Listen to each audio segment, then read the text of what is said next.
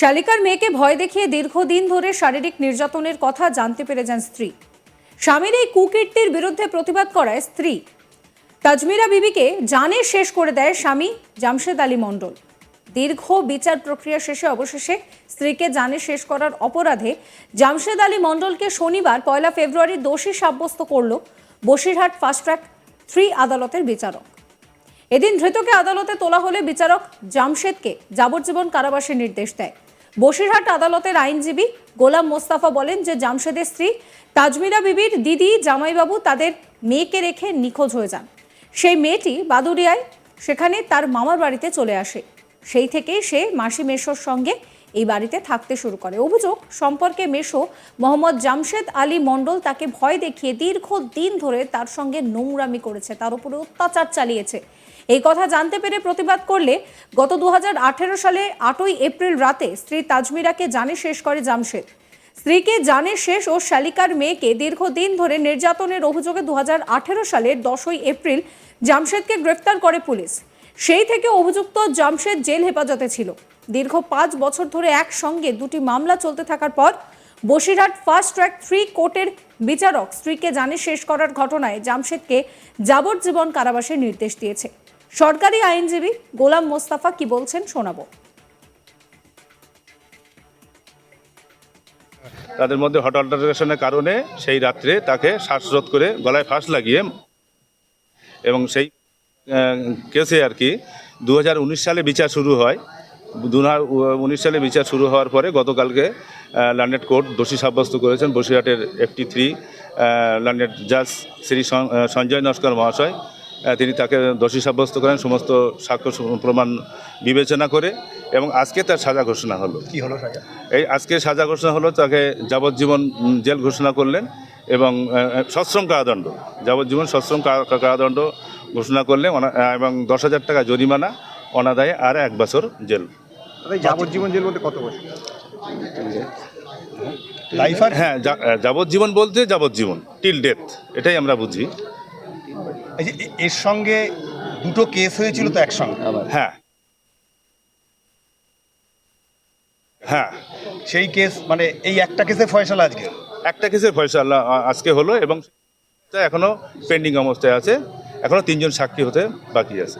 তারপরে আবার একটা, তারপর আবার তার জাজমেন্ট। সম্প্রতি আর্জিকর কাণ্ডের যে সঞ্জয় রায়ের সাজা ঘোষণা এবং এই যে আপনাদের এখানে এই কোর্টের সাজা ঘোষণা, এই বিষয়ে আপনি কি বলবেন?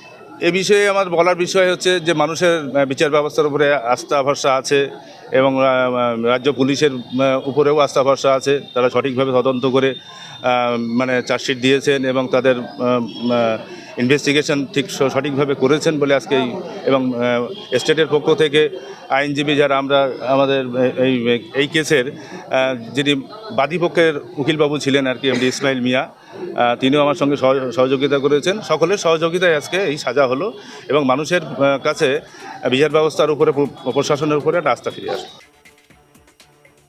অন্যদিকে বসিরহাট এডিজে আদালতে শালিকার মেয়েকে শারীরিক নির্যাতনের মামলা এখনো চলছে তার বিরুদ্ধে। যদিও দোষী সাব্যস্ত জামশেদ আলী মণ্ডলের দাবি তাকে ফাঁসানো হয়েছে। অন্যদিকে শালিকার মেয়ে জামশেদ আলীর চরম শাস্তি চেয়েছেন। জামশেদ আলী মণ্ডল, যিনি এই ঘটনায় দোষী সাব্যস্ত হয়েছেন, কি বলছেন শোনাবো। আমি মারিনি। হ্যাঁ, মারিনি। তাহলে আপনাকে ছিল ঘরে, আমার ফাঁসানো হয়েছে। কে ফাঁসিয়েছে? ওই আমার শালারা। আপনি ওই আপনার না না না না না, পুরো মিথ্যে কথা, কোনো ঝামেলা হয়নি, আমার বাড়ি কিছু হয়নি গো। পুরো কেসটা সাজাইছে টাকা নেবার আশায়। ওইসব কোনো, আমার এই বয়স, আমার মেয়ে দুটো আসতো, আমার তো 2টো বাচ্চা আছে, তাদের বিয়েতে আমার মেয়ে সম্পর্ক হয়।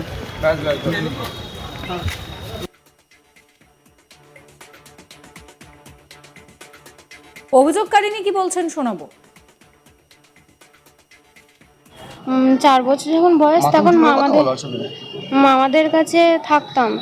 যখন 8 বছর বয়স হয়েছে তখন ওই খালামানা গিয়ে নিয়ে এসেছিলো।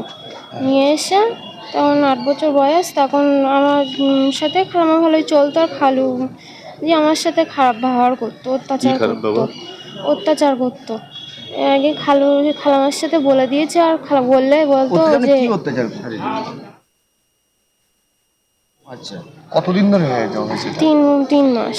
আচ্ছা, তারপরে তারপরে গিয়ে সবসময় বলতাম যে আমি খালামাকে বলে দেবো, আমার ভয় দেখাতো যে মেরে দেবো, গলা টিপে ধরবো, এরকম ভয় দেখাতো। তখন ছোটো ছিলাম, অতটা ছিল না, আমি বলতাম না। এবার একদিনকে অত্যন্ত হয়েছে, এর আগে আমি খালামাকে সাথে বলে দিয়েছি, আর খালামা আমাকে এই খালামার সাথে ঝামেলা করেছে, ঝগড়া বেঁধিয়ে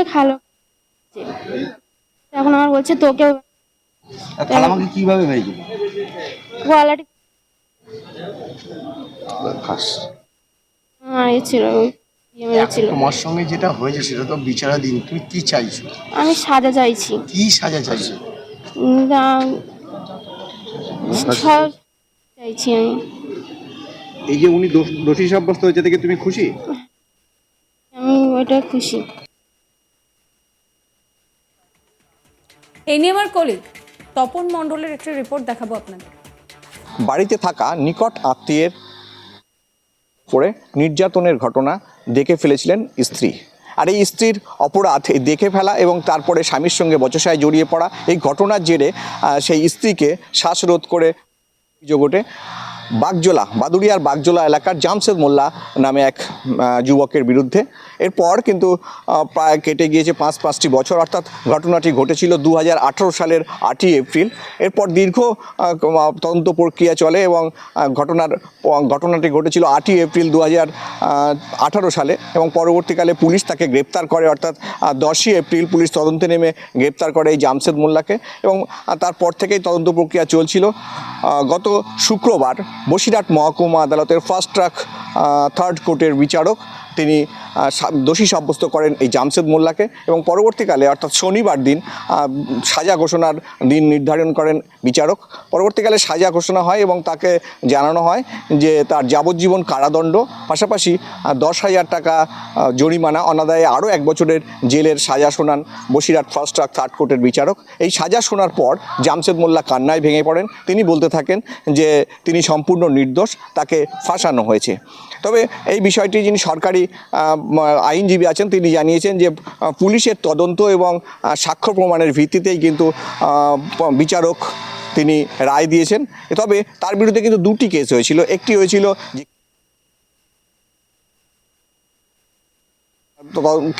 সেই কেসটা তার বিরুদ্ধে এখনও চলছে। পাশাপাশি তার স্ত্রীকে মারার যে অভিযোগ উঠেছিল তার বিরুদ্ধে, সেই ঘটনার তদন্তে কিন্তু বিচারক তাকে দোষী সাব্যস্ত করেন এবং তাকে যাবজ্জীবন জেলের সাজা শোনান। তবে এই ঘটনায় কিন্তু রীতিমতো চাঞ্চল্য ছড়িয়েছে বাদুড়িয়া জুড়ে। তার কারণ যে ঘটনা, যে ন্যক্কারজনক ঘটনা সেদিন ঘটেছিল বাদুড়িয়ার বাগজোলা এলাকায়, সেই ঘটনার কিন্তু বলা যায় নিন্দনীয় ঘটনা এবং সেই ঘটনায় এখনও পর্যন্ত একটি কেস পেন্ডিং আছে, অর্থাৎ সেটা কিন্তু পেন্ডিং আছে। সেই তিনি যুবতী, তিনি জানিয়েছেন যে যা হলে তার তিনি আরও খুশি হতেন।